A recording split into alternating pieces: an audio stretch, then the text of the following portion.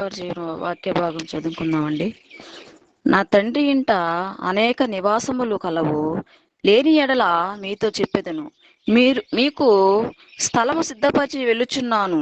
నేను వెళ్ళి మీకు స్థలము సిద్ధపరిచిన ఎడల నేనుండు స్థలములలో మీరును ఉండులాగున మరలా వచ్చి నా యొద్ద నుండుటకు మిమ్మును తీసుకొని పోవుదును. యెహోవా పరిశుద్ధ వాక్యము దీవించి ఆశీర్వదించి బలపరచును గాక. ఆమేన్. మొదటిగా ఈ ఉదయకాలమందు దేవుని ప్రశస్త సన్నిధిలోనికి వచ్చిన దేవుని ప్రియమైన బిడ్డలందరికీ కూడా వందనాలు. సమయంలో చదవబడినటువంటి వాక్య లేఖనాలను మనం విన్నాం. దాని గురించి కొద్దిసేపు ధ్యానం చేసుకుని మనమందరూ కూడా ఆయన సన్నిధిలో ఉన్నామని సరి జ్ఞాపకం చేసుకుందాం. చిన్న ప్రార్థన. పరిశుద్ధుడ, ప్రేమమేడ, కనికరపూర్ణుడు అయిన మా గొప్ప దేవ, రాత్రికాలం అంతా కూడా కాచి కాపాడి భద్రపరిచి నాయన నీ పాద సన్నిధిలోనికి మమ్ము సజీవులుగా మీరు తీసుకొచ్చినందుకే మీకు స్తుతులు, స్తోత్రాలు, వందనాలు. ఇదిగో ఈ ఉదయకాల సమయం ముందు నీ పాద సన్నిధిలో నీ దివ్యమైనటువంటి ఆత్మీయ సంగతుల్ని నాయన మేము ఒకరితో ఒకరు పంచుకున్నటువంటి పరిస్థితిలో ఉండగా దేవా కనికరించి కృప చూపించండి. అయోగ్యుడైనటువంటి నన్ను జ్ఞాపకం చేసుకోండి. మీ కృప, మీ సహాయం దయచేయమని నిజ దేవుడైనటువంటి నా యేసయ్య అతి శ్రేష్టమైన నామంలో ప్రార్థించి స్తుతించి అడిగి వేడుచున్నాను తండ్రి. ఆమెన్. చదువుబడినటువంటి ఈ వాక్య లేఖన భాగాలు సహజంగా మనకు కొన్ని పరిస్థితుల్లో అసలు స్థలం ఏంటి, సిద్ధపరచడం ఏంటి, మళ్ళీ దేవుడు వచ్చి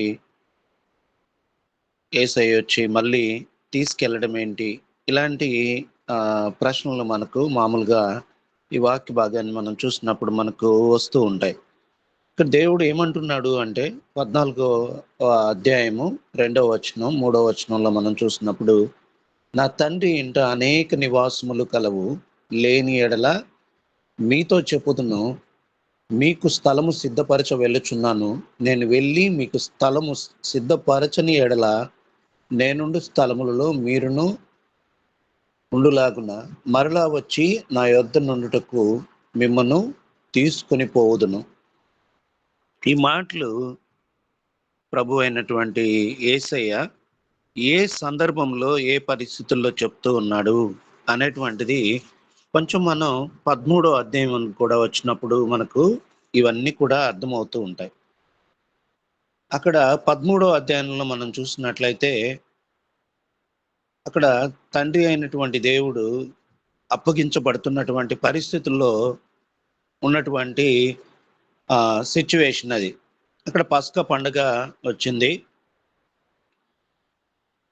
ఇప్పుడు ఆ పస్కా పండుగ పరిస్థితుల్లో ప్రభు అయినటువంటి యేసుక్రీస్తు అప్పగించబడబోతున్నటువంటి పరిస్థితి అక్కడ.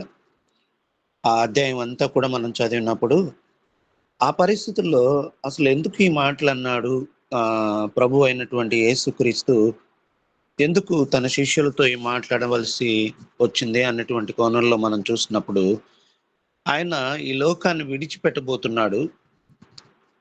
ఆయన సిలువుకు అప్పగించబోతున్నాడు. ఈ లోకాన్ని విడిచిపెట్టి వెళ్లే ముందు ఆయన చేసినటువంటి కొన్ని పనుల్ని మనం చూస్తున్నట్లయితే, ఆ రాత్రి శిష్యులతో కూడా భోజనం చేసినటువంటి దేవుడు, ఆ తర్వాత ఆయన గమనించినట్లయితే భోజనం చేసిన తర్వాత ఆయన తన పైన ఉన్నటువంటి బటన్ తీసి తన నడుము కట్టుకుని శిష్యుల పాదాలు కడిగినట్లు మనకు ఆ లేఖన భాగాల్లో చెప్పబడుతుంది. అలా ఎందుకు చేశాడు అనేటువంటిది ఒకటి. రెండవదిగా మనం చూసినట్లయితే శిష్యుల్ని కూడా అలాగే ఎందుకు చేయమన్నాడు, ఆయన ఎందుకు తను ఉన్నటువంటి స్థలమునికి వెళ్ళి శిష్యుల కోసం లేదా తను నమ్మిన విశ్వాసులందరి కోసం ఎందుకు స్థలాన్ని సిద్ధపరచాలని దేవుడు ఆశపడుతున్నాడు అనేటువంటి ఆ విషయాలన్నిటినీ కూడా మనం గమనించినప్పుడు శిష్యులకి అర్థం కావట్లేదు. తను దగ్గరగా ఉన్నటువంటి పేతురై కూడా అక్కడ అర్థం కానటువంటి పరిస్థితి. అక్కడ ఒక సందర్భంలో దేవుడు పేతురై పాదాలను కడుగుతూ ఉన్నప్పుడు అక్కడ అంటాడు, అయ్యా మీరేంటి నా పాదాలని కడగడం అన్నప్పుడు, నేను ఒకవేళ నీ పాదాలని కడగకపోతే నీవు నాతో పాలివాడు అవ్వవు, అంటే నాతో పాటు నా సహవాసంలో నీవు భాగస్థుడిగా ఉండలేవు అని చెప్పినప్పుడు అక్కడ అంటాడు, నాకు నా ఒట్టి పాదాలే కాదు, నా పాదాల నుంచి పూర్తిగా నా దేహం మొత్తాన్ని కడుగు అంటాడు. అంటే ఇక్కడ ప్రభువుని సరిగా అర్థం చేసుకోలేనటువంటి పరిస్థితి. మరి ఎందుకు ప్రభు ఈ కార్యాన్ని చేశాడు అంటే, కొన్ని మాదిరికరమైనటువంటి పరిస్థితుల్ని ప్రభు మనకు ఆయన ఆయన ఎక్కడ ఆయన చెప్పినప్పటికీ కూడా వాటిని కొన్ని ఇలిస్ట్రేషన్స్తో, కొన్ని ఉదాహరణలతో అర్థమవులాగా చెప్పేవాడు అన్నమాట. ఇక్కడ ప్రభు ఎందుకు అలాగ చేయవలసి వచ్చింది అంటే, మనము ఈ లోకపరమైనటువంటి పరిస్థితుల్లో మనం ఎలాంటి వ్యక్తులమైనప్పటికీ కూడా, కొంతమందికి ఎలా ఉంటుంది అంటే ఆత్మీయమైనటువంటి గర్వం అనేటువంటిది ఉంటుంది. ఆత్మీయంగా తమను తాము హెచ్చించుకుంటూ ఉంటారు. అంటే నేను నా సంఘంలో ఇంత హోదా కలిగినటువంటి వ్యక్తిని, ఇలాగా ఉండేటువంటి వ్యక్తిని, అలాగా అనుకుంటూ ఉంటారు. కానీ ప్రభు సన్నిధికి మనం వచ్చినప్పుడు, ప్రభు సన్నిధిలో మనం ఎవరేమీ కూడా ఎక్కువ తక్కువ అనేటువంటి భేదము ఉండదు.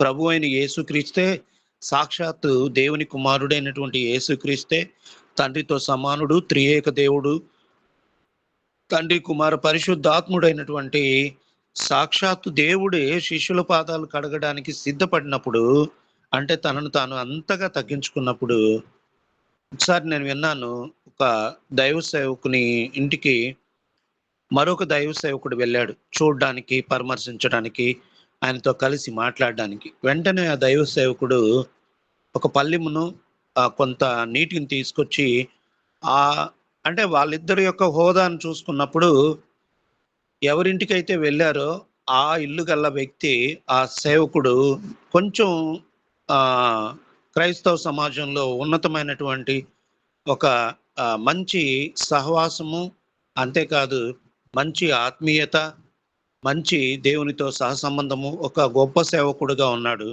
వెళ్ళినటువంటి వ్యక్తి యొక్క పాదాలని కడగడానికి ఉపక్రమించినప్పుడు అప్పుడు ఆయన అన్నాడంట, అయ్యగారు మీరు నా పాదాలు ఏంటి అంటే, అప్పుడు ఆయన అన్నాడంట, నేను నీ పాదాలు కడుగుతాను, నీవు కూడా నా పాదాలు కడుగు. ఎందుకంటే యేసయ్య ఇలాగ చేశాడు. నేను గొప్ప దైవ సేవకుడిని అనేటువంటిది ఇక్కడ కాదు, కానీ మనం ఇద్దరం కూడా, నువ్వు చిన్న సేవకుడివి, నేను గొప్ప సేవకుడిని అనేది కాదు, మనం ఇద్దరం కూడా సమానమే. ఈరోజు క్రైస్తవులుగా మనము ఎంతమందిమి అలాగా ఉండగలుగుతున్నాం?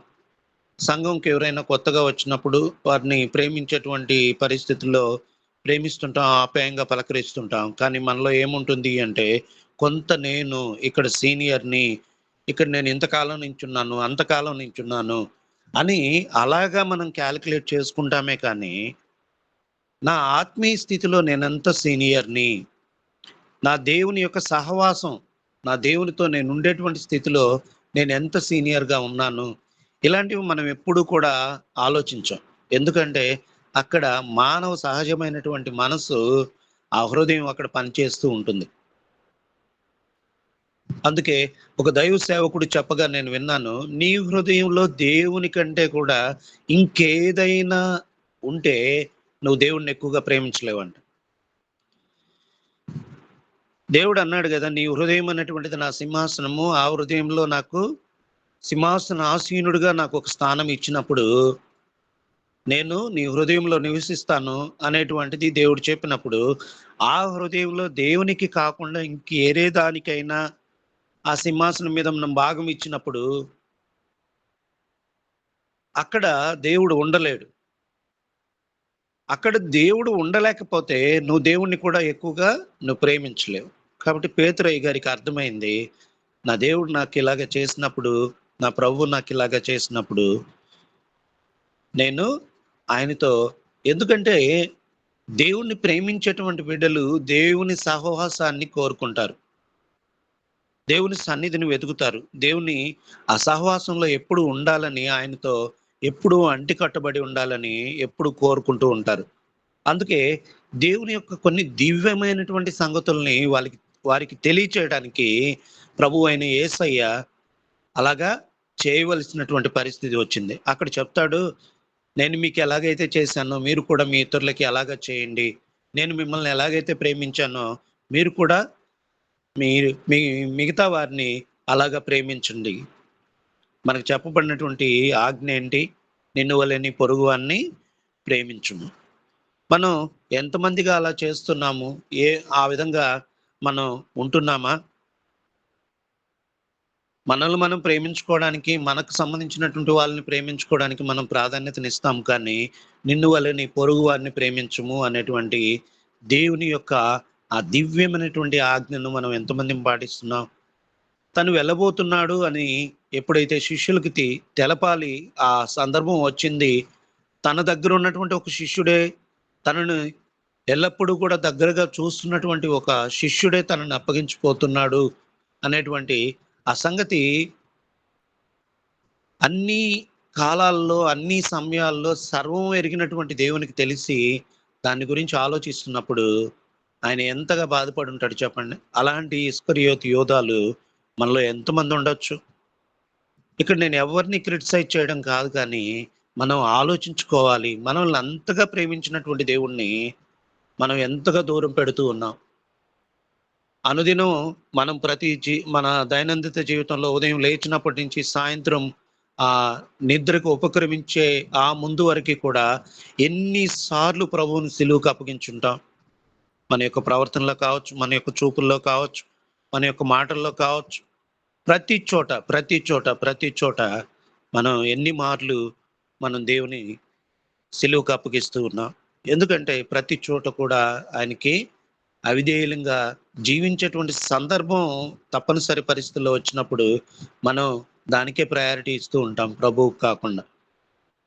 కాబట్టి ఇక్కడ కూడా అది ఎప్పుడైతే ఆ సిచ్యువేషన్ దేవుడు ఎలాగా ఫేస్ చేయబోతున్నాడు అది ఎరిగినటువంటి దేవుడు ఎప్పుడైతే తన శిష్యులకు చెప్పాడు, నేను మీతో ఇక పోతున్నాను, నేను నా తండ్రి వద్దకు వెళ్ళబోతున్నాను, ఆ సమయం వచ్చింది అని చెప్పినప్పుడు శిష్యులందరూ కూడా ఆందోళన చెందారు. మేము కూడా మీతో వస్తాము అన్నప్పుడు, నేను వెళ్ళే స్థలానికి మీరు రాలేకపోవచ్చు, మీరు రాలేరు, నేను వెళ్ళి అక్కడ స్థలమును సిద్ధపరుస్తాను, అక్కడ మీకు స్థలాన్ని సిద్ధపరిచినప్పుడు యేసయ్య అంటాడు, అనేక నివాసాలు ఉన్నాయి నా తండ్రి ఇంట. చూడండి, మనకి ఎవరైనా గెస్ట్ మన ఇంటికి వస్తూ ఉన్నప్పుడు, నిన్న మా ఇంటికి మొన్న ఆదివారం మా ఇంటికి గెస్ట్లు వచ్చారు. గెస్ట్లు వచ్చినప్పుడు చేయడానికి మన కొరకు ఏం చేయడానికి స్థలాన్ని సిద్ధపరచడానికి ఆయన వెళ్ళబోతున్నాడు. అలాగ వెళ్ళకుండా ఉంటే ఇక్కడ శిష్యులు అడిగినప్పుడు, మేము కూడా నీతో వస్తాం, మీ వెంట వస్తాము అన్నప్పుడు, మీరు ఇప్పుడే కాదు, మీకు ఒక సమయం ఉంది, ఆ సమయంలో నేను మిమ్మల్ని వచ్చి మరలా తీసుకువెళ్తాను అని ప్రభు అయిన యేసయ్య చెప్పడం జరుగుతుంది. ఇది ఎందుకు చెప్పవలసి వచ్చింది అంటే, ఆయన తీసుకెళ్ళడానికి ఆయనకి పెద్ద సమయం కానీ లేదా ఇంకొక అవాంతరం కానీ అవరోధం కానీ లేకపోవచ్చు, కానీ ఈ భూమి మీద మనల్ని మనం సిద్ధపరచుకుని ఈ భూమి మీద మనం ఆ నిరీక్షణతో ఆ ఆ పరదైసు ఆ పరలోకాన్ని మనం అక్కడ ఉండడానికి, ప్రభువుతో ఉండడానికి మనల్ని మనం సిద్ధపరచుకోవడం అనేటువంటిది, అంటే కొంత అర్హత సంపాదించుకోవడం అనేది చాలా ఇంపార్టెంట్. ఎవరు అక్కడికి చేర్చబడతారు? ఎవరి కోసం స్థలం సిద్ధం చేయబడుతుంది? ప్రభు అయిన యేసయ్య మరలా వచ్చి రెండవ రాకడలో మనం తీసుకెళ్లేటప్పుడు ఎవరు ఆయనతో పాటు వెళ్తారు? ఇవన్నీ కూడా మనం ఆలోచించాలి. మనం అక్కడ రాయబడినటువంటి వాక్యాల్ని మనం గమనించినప్పుడు, ప్రభు వస్తాడు, నన్ను తీసుకెళ్తాడు, నా కోసం ఒక స్థలాన్ని అక్కడ సిద్ధపరుస్తానని చెప్పాడు. నా ప్రభుతో నేను ఎల్లప్పుడూ నేను ఉండబోతున్నాను, యుగంలో ఆయనతో ఉండబోతున్నాను. నిజమే, కరెక్టే, కాదని చెప్పను. కానీ ఈ లోకంలో నువ్వు ఎలాగా ఉన్నప్పుడు ప్రభుతో నువ్వు అలాగా అక్కడ ఉండగలుగుతావు. ఇది మన ఆత్మీయ జీవితంలో మనం చాలా జాగ్రత్తగా ఆలోచించాల్సినటువంటి విషయం. ప్రభు తనలాగా జీవించమంటున్నాడు. తను ఎలాగా ఉన్నాడో ఒక మాదిరికరమైనటువంటి జీవితాన్ని ఈ లోకంలో ఆయన జీవించి వెళ్ళాడు. మరి నిన్ను కూడా అలాగా ఉండడానికి ఆయన సిద్ధపరుస్తూ ఉన్నాడు. అలాంటి జీవితాన్ని నువ్వు ఎప్పుడైతే జీవిస్తావో, అప్పుడు నువ్వు కూడా ఆ పరదైస్‌కి వారసుడు అవుతావు.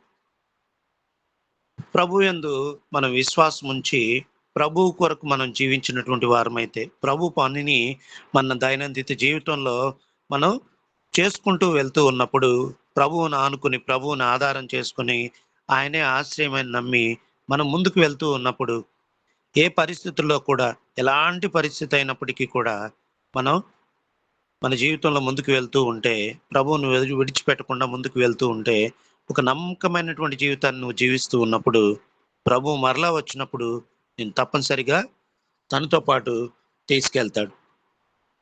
తనతో పాటు ఖచ్చితంగా తీసుకెళ్తాడు. ఆ నిరీక్షణ మనకుండాలి. ఆ నిరీక్షణతో మనం ఈ లోకంలో మనం జీవించాలి. ఒకరోజు నా ప్రభువు రాబోతున్నాడు. తన పరిశుద్ధ దేవదూతల సమూహంతో ఆయన మేఘారూఢుడై ఆయన వస్తూ ఉన్నాడు. ఆ వచ్చేటువంటి ఆ సందర్భంలో నా ప్రభువుతో పాటు నేను ఆయనతో పాటు మళ్ళీ నేను ఆ స్థలమునకు వెళ్ళాలి అనేటువంటి ఒక నిరీక్షణ. ఇది మరొకరికైతే ఉండదు కానీ, దేవుని నమ్మినటువంటి బిడ్డలకి మాత్రమే ఇది ఉంటుంది. 2 కొరింథీ పత్రిక 5వ అధ్యాయము 1వ వచనంలో ఒక మాట ఉంటుంది. భూమి మీద మన గుడారమున ఈ నివాసమును శిథిలమైపోయినను చేతి పని కాక దేవుని చేత కట్టబడినది కట్టబడినదియు నిత్యమైనదియునైన నివాసం పరలోకమందు మనకున్నది. ఈ నిరీక్షణ మనకు ఉండాలి. ఈ లోకంలో నువ్వు కట్టుకున్నటువంటి ఎంతో అందమైనటువంటి ఇల్లు, మొన్న నా ఆత్మీయ తండ్రి చెప్తూ ఉన్నప్పుడు 14 కోట్లంట ఒక ఇల్లు.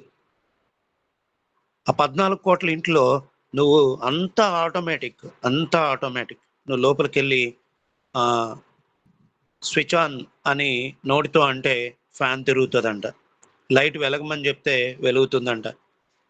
ఆ ఇంటి యొక్క విలువ 14 కోట్లంట. అయితే దేవుడు అంటున్నాడు, ఈ లోకంలో నువ్వు కట్టుకున్నటువంటి ఇల్లు, లేదా కట్టుకున్నటువంటి లేదా నువ్వు వేసుకున్నటువంటి ఆ గుడారము, లేదా నువ్వు చాలా కాస్ట్లీగా కట్టుకున్నటువంటి ఆ ఇల్లు ఒకవేళ శిథిలమైపోతుందేమో కానీ, అది మనిషి యొక్క చేతి పని. కానీ నా చేతి నిర్మించబడినటువంటి, దేవుని చేత కట్టబడినటువంటి ఆ నిత్యమై ఉన్నటువంటి ఆ నివాసము పరలోకము, అది శాశ్వతము. ఇది మనిషి గ్రహించుకోవాలి. ఈ లోకంలో మనం కట్టుకున్నటువంటి ప్రతి ఇల్లు కూడా, మనం ఏర్పాటు చేసుకున్న ప్రతి నివాస స్థలం కూడా, అవి అశాశ్వతం. మనిషి ఈ దినాన దాని కొరకే పరిగెత్తు ఉన్నాడు. వాటి వెంబడే పరిగెత్తున్నాడు. ఎప్పుడు డబ్బు డబ్బు డబ్బు డబ్బు డబ్బు. ఏదో ఒకటి జీవితంలో సంపాదించాలని. కానీ అవన్నీ కూడా శిథిలమైపోతాయి, అశాశ్వతం అని దేవుడు చెప్తున్నాడు. మరి ఏ శాశ్వతం? పరలోకమందు మనకు ఏర్పాటు చేయబోతున్నటువంటి ఆ నివాసమే శాశ్వతం. మరి మనుషులంగా, దేవుణ్ణి నమ్మినటువంటి బిడ్డలంగా మనం దేని కొరకు ఆరాటపడాలి, దేని కొరకు ఆశపడాలి అనేటువంటి కోణంలో మనం ఆలోచించినప్పుడు, దేవుడు ఎందుకు అక్కడికి వెళ్ళాడు, నా కొరకు ఎందుకు స్థలాన్ని సిద్ధపరచాలని దేవుడు ఆశిస్తూ ఉన్నాడు అనేది మనకు అర్థమవుతుంది. ఎందుకంటే తను ప్రేమించినటువంటి తన బిడ్డలు తనతో పాటు ఎల్లప్పుడూ కూడా తన దగ్గర ఉండాలని దేవుడు కోరుకుంటాడు. దేవుడు కోరుకుంటూ కూడా ఉన్నాడు. ఎంత ప్రేమో చూడండి, ఎంత ప్రేమ. నేనైతే ఎప్పుడు ఒక్క మాట గురించే ఆలోచిస్తూ ఉంటాను. పరిశుద్ధుడు అయినటువంటి తండ్రి అయినటువంటి నీవు పనికిమాలినోడిని, అపరిశుద్ధుణ్ణి, ఎక్కడో ఉండాల్సినటువంటి నన్ను మీరు ప్రేమిస్తారా? మురికి బట్టలు వేసుకున్నటువంటి వాడి పక్కన మనం నిలబడడానికే మనం ఎంతగా అసహించుకుంటాం, ఎంతగా మనసులో నొచ్చుకుంటాం. పనికిమాలిన జీవితం, పాపపు జీవితం, భ్రష్టమైనటువంటి జీవితం, ఎక్కడో పెంట కుప్పల మీద ఉండాల్సినటువంటి జీవితం, ఇలాంటి నన్ను ప్రభువా అంతగా ప్రేమించావా? ఎంతగా అంటే తన ప్రాణాన్నే పెట్టగలిగినంత. ఎవరైనా నీ కోసం ఈ లోకంలో ప్రాణాన్ని పెట్టగలిగినటువంటి వారు ఉన్నారా?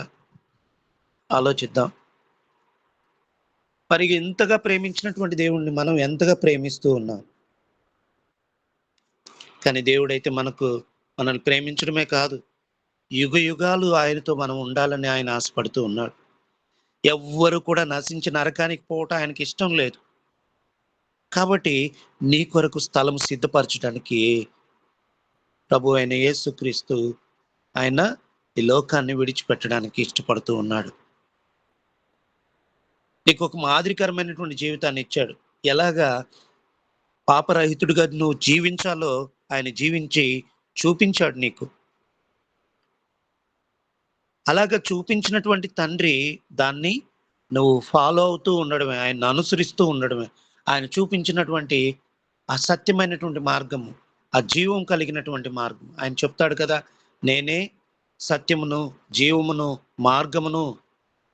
దాన్ని మనం పట్టుకుని మనం ముందుకు వెళ్తూ ఉంటే, వాక్యాన్ని చేతబట్టుకుని వాక్యానుసారమైనటువంటి జీవితాన్ని నువ్వు జీవిస్తూ ఉంటే, దేవుని కొరకు నువ్వు బ్రతుకుతూ ఉంటే, ఇందాకే మనం చదువుకుందాం, ఈ లోకంలో సమస్తము శిథిలమైపోతుంది. ఎందుకు పనికిరానటువంటిది, ఎందుకు కొరక అనేటువంటిది ఎక్కడ కూడా అది శాశ్వతం కాదు.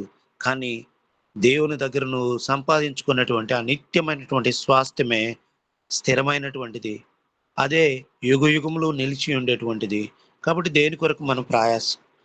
తండ్రి అయితే మనల్ని ప్రేమిస్తున్నాడు.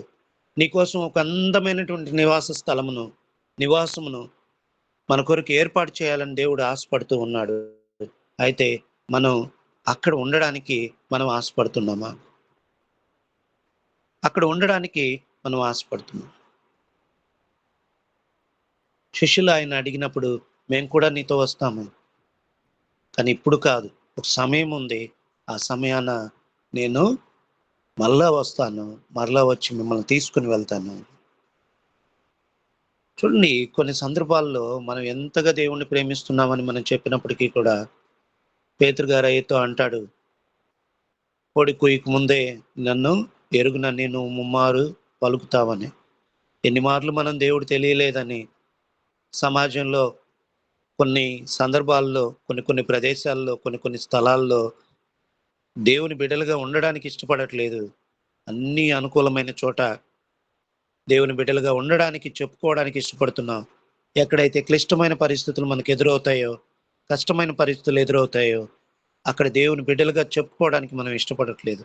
మరి ప్రభువు కూడా నీ గురించి చెప్పుకోవడానికి ఇష్టపడకపోతే, కానీ అవన్నీ చోట్ల ఆయన నువ్వు అలాగున్నావా, ఇలాగున్నావా అనేది చూడలా. నా బిడ్డ నన్ను అందరికంటే శ్రేష్టమైన ప్రేమను నా మీద చూపించాలని, స్వచ్ఛమైన ప్రేమను, ఆ హృదయంలో నాకు మాత్రమే స్థానం, నాకు మాత్రమే అధికమైనటువంటి ఆ స్థానాన్ని, అత్యున్నతమైనటువంటి స్థానాన్ని తన హృదయంలో ఇవ్వాలని దేవుడు కోరుకుంటున్నాడు, ఆశపడుతూ ఉన్నాడు. మరి మనం అలాగా ఉన్నామో లేదో ఈ ఉదయకాల సమయం మందు మనం ఆలోచించుకోవాలి. దేవుని ఆ నివాస స్థలము, ఆ దివ్యమైనటువంటి ఆ పరదైసులు, పరలోకంలో నీకు కూడా స్థానం ఉండాలి అంటే నీవు నీ హృదయంలో దేవుణ్ణి ప్రధానమైనటువంటి స్థానాన్ని, అత్యున్నతమైనటువంటి స్థానాన్ని, ఇంక వేరే వాటికి నువ్వు ఎక్కడ స్థానం ఇస్తున్నావో, ఆ హృదయంలో వాటికి కూడా ఎక్కడ చోటు కల్పిస్తున్నావో నువ్వు ఆలోచించుకోవాలి. ఆలోచించుకొని నా హృదయం నా దేవునిది, ఆయన ఎల్లప్పుడూ కూడా నా హృదయం అనే సింహాసనం మీద ఆసీనుడై ఉండాలి. ఆయన తన దివ్యమైనటువంటి గ్రంథంలో నా కోసం ఏమైతే దివ్యమైన సంగతులను అయితే రాసి ఉంచాడో, ఆ దివ్యమైనటువంటి సంగతుల్ని నేను ప్రతిదినం వాటిని ధ్యానిస్తూ, వాటి ప్రకారం జీవిస్తూ నేను ముందుకెళ్ళాలి. నా జీవితాన్ని పవిత్రంగా కాపాడుకోవాలి అని నువ్వు ఆలోచించినప్పుడు, దేవుని కొరకు మాత్రమే నేను జీవించాలని నువ్వు ఆలోచించినప్పుడు నువ్వు ముందుకెళ్తూ ఉంటావు. దేవుడు నీకు సహాయం చేస్తూ ఉంటాడు. ఆయన ఆత్మీయమైనటువంటి ఎన్నో గూఢమైనటువంటి సంగతుల్ని నీకు తెలియచేస్తూ ఉంటాడు. దీనికి చదువు అక్కర్లేదు, జ్ఞానం అక్కర్లేదు. దేవుని మీద మనం ఆనుకున్నప్పుడు, ఆయన యొక్క పవిత్రమైనటువంటి జీవితాన్ని మనం జీవిస్తూ ఉన్నప్పుడు, మనం నిజంగా పరలోకంలో ఆ స్థలమునకు ఆయన ఇవ్వబోయేటువంటి ఆ నివాసమునకు మనం అర్హులంగా ఉంటాం. ఈ లోకంలో నువ్వు ఏదైనా కొనుక్కోవాలన్నా, ఏదైనా కట్టుకోవాలన్నా, ఈ లోకపరమైనటువంటి వారి నుండి నువ్వు అనుమతి పొందుకోవాల్సి వస్తుందేమో కానీ నీకున్నటువంటి ఒకే ఒక క్వాలిఫికేషన్ ఏంటో తెలుసా? దేవుణ్ణి అనుసరించి నీ ఆత్మీయ జీవితం ఉండడం. దేవుణ్ణి అనుసరించి నీ ఆత్మీయ జీవితం ఉండడం. దేవుడు ఎలాగ జీవించమన్నాడో అలాగా జీవించడం. అప్పుడు దేవుని దగ్గర మనకు ఉండేటువంటి అర్హత మనం పొందుకోగలుగుతాం. అప్పుడు మనకు ఆ దివ్యమైనటువంటి ఆ నగరంలో మనకు కూడా నివాసం అనేటువంటిది ఏర్పాటు చేయబడుతుంది. అప్పుడు ఆయన యుగ యుగములతో ఆయనతో మనం జీవించేటువంటి బిడ్డలుగా ఉంటాం. కానీ కొన్ని సందర్భాల్లో మనం ఆలోచిస్తూ ఉంటాం. అక్కడ ప్రభు అయినటువంటి యేసుక్రీస్తుని యొక్క శిష్యులు అక్కడ కొన్ని సందర్భాల్లో నేను ఇంతకాలం, దేవుడు అంటాడు, నేను ఇంతకాలం మీతో ఉన్నాను. 33.5 సంవత్సరాల కాలం ఆయన మన మధ్యలో ఉంటే ఆయన్ని సరిగా అర్థం చేసుకోలేదు. ఆయన గురించి సరిగా తన శిష్యులు అర్థం చేసుకోలేదు. అందుకే దేవుడు అంటాడు, మీరు నా తండ్రిని ఎరిగి ఉంటే నన్ను కూడా మీరు ఎరిగి ఉంటారు. ప్రభు అయినటువంటి యేసుక్రీస్తును నువ్వు ఎరిగి ఉండాలంటే తండ్రిని నువ్వు ఎరిగి ఉండాలి. అక్కడ చెప్తాడు, నేను ఇంతకాలం బాధపడతాడు, నేను ఇంతకాలం మీతో ఉన్నాను కదా, నేను ఇంతకాలం మీతో ఉన్నాను, మీరు నన్ను ఎరగరా. నన్ను చూసినటువంటి వాడు నా తండ్రిని కూడా చూస్తాడు. మరి అలాంటి వారు మాత్రమే దేవుడు ఇవ్వబోయేటువంటి ఆ దివ్యమైనటువంటి నగరమునకు వారసులు అవుతారు. ఆ దివ్యమైనటువంటి నగరమునకు వారసులు అవుతారు. అందుకే ఆ దివ్యమైనటువంటి నగరంలో నీవు కూడా ఒక పాలి భాగస్థుడుగా ఉండాలనే ఆ ఆలోచనతో దేవుడు అక్కడ ఆ మాటలు చెప్పినట్టు నేను అర్థం చేసుకున్నాను. చూడండి, అక్కడ నా తండ్రి ఇంట అనేక నివాసములు కలవు, ఒకవేళ లేని ఎడల మీతో చెప్పుదును. మీకు స్థలము సిద్ధపరచ వెళ్ళుచున్నాను. నేను వెళ్ళి మీకు స్థలము సిద్ధపరిచిన ఎడల నేనుండు స్థలంలో మీరును ఉండులాగున మరలా వచ్చి మిమ్మల్ని తీసుకుని వెళ్తాను. ఎక్కడుండేటువంటి స్థలంలో? ఆయన ఉండేటువంటి స్థలంలో. ఆ స్థలం ఎలాగుంటుంది? పరిశుద్ధమైనటువంటి దేవదూతలు, కెరూబులు, సెరూపులు. యెషయా గ్రంథంలో మనం చదువుకుంటాం కదా, 24 పెద్దలు ఆయన ముందు సాష్టాంగ నమస్కారం చేస్తూ సాష్టాంగపడి ఆయన పరిశుద్ధుడు, పరిశుద్ధుడు, పరిశుద్ధుడు. ఆ గడప గుమ్మములు అదురుతున్నాయంట. ఎంతగా ఆయన గాన ప్రతిగానములతో ఆయన్ని హెచ్చిస్తూ, మహింపరుస్తూ, ఘనపరుస్తూ. కాబట్టి ఇది నన్ను ఒకటే జ్ఞాపకం చేసుకో, తండ్రి ఇంటూ అనేక నివాసాలు ఉన్నాయి.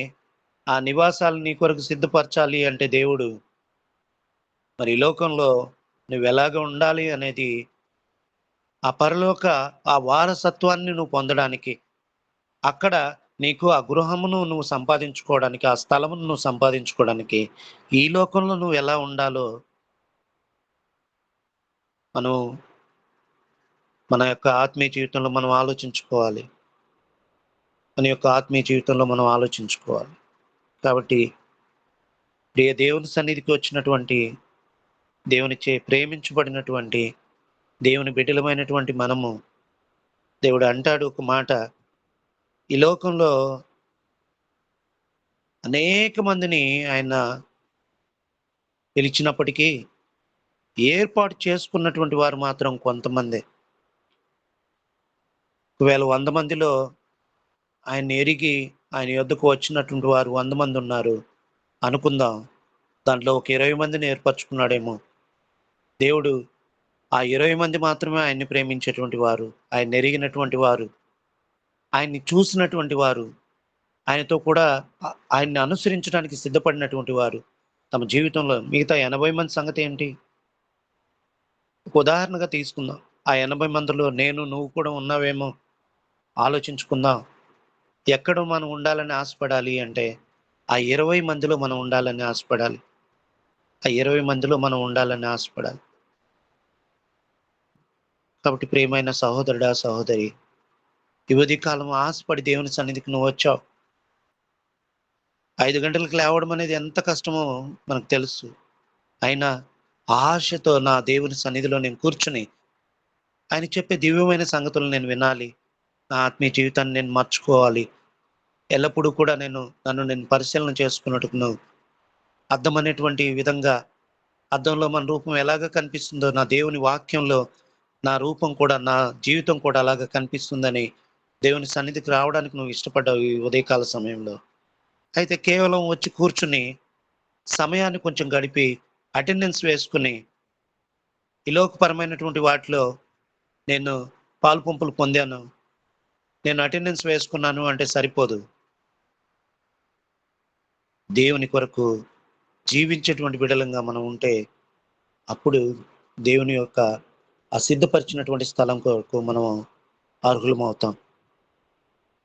కాబట్టి ప్రియమైన దేవుని బిడ్డమైనటువంటి నీవు నేను ఆలోచించుకుందాం. ఈ ఉదయకాలము సమయమందు దేవుడు మనకు గొప్ప ఒక మాటని దయచేశాడు. మీ కొరకు నేను వెళుచూ ఉన్నాను.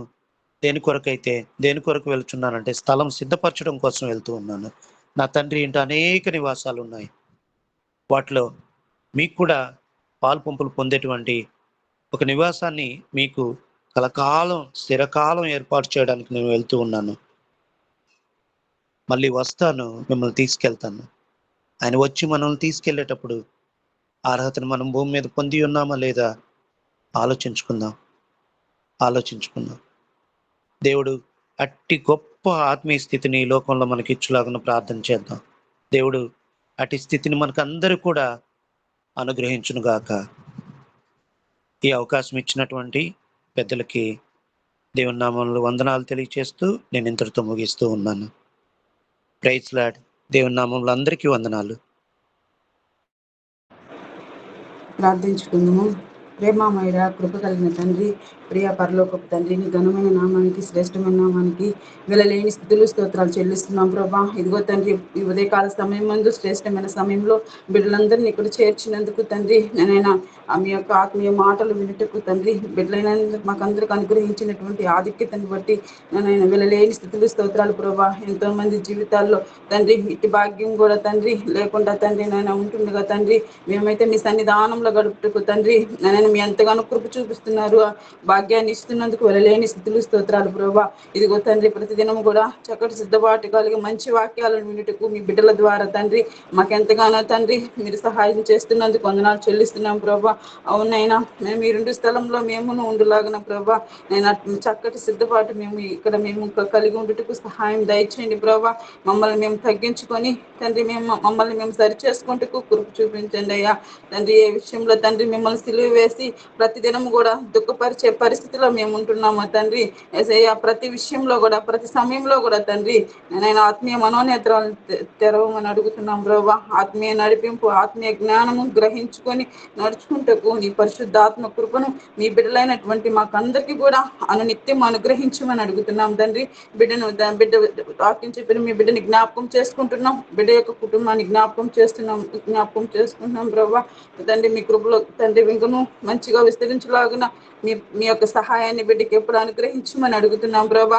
తండ్రి యేసయ్య ప్రతిదినం కూడా వాక్యం వింటున్నందుకు తండ్రి మంచిగా సరి చేసుకుని బట్టుకు తండ్రి ఆత్మీయత జీవితము మేము వెలిగించి అనేకులకు వెలుగుగా ఉండాలి ప్రభా. మంచి చక్కటి మీ యొక్క రాకడ వచ్చినప్పుడు చక్కటి సిద్ధపాటు నైనా మేము కలిగి మీతో కూడా మేము ఉండులాగున తండ్రి మమ్మల్ని బలపరిచి ఆయుధపరచమని అడుగుతున్నాం ప్రభా. మా యొక్క తండ్రి ప్రతి విధమైనటువంటి మా యొక్క పాపములను క్షమించి ప్రభా తండ్రి యేసయ్య నైనా సరి చేసుకుని కృపను మాకు అనుగ్రహించమని అడుగుతున్నాం ప్రభా. ఈ యొక్క సమయం వరకు తండ్రి యొక్క ప్రార్థనను మీరు నడిపించినందుకు వందనాలు చెల్లిస్తున్నాం ప్రభా. విజ్ఞాపనలకు వెళ్తున్నాం ప్రభా. మీరే ఆలకించి నైనా సహాయం దయచేయమని అడుగుతున్నాం ప్రభా. అడిగిన ప్రతి ఈవును మాకు అనుగ్రహించి పొందుకుంటున్నామని నమ్ముచు యేసయ్య అతి పరిశుద్ధమైన నామములో అడిగి పొందుకుంటున్నాం మా యొక్క పరమ తండ్రి. ఆమేన్. ఆమేన్. ఆమేన్. ఆమేన్. ఆమేన్.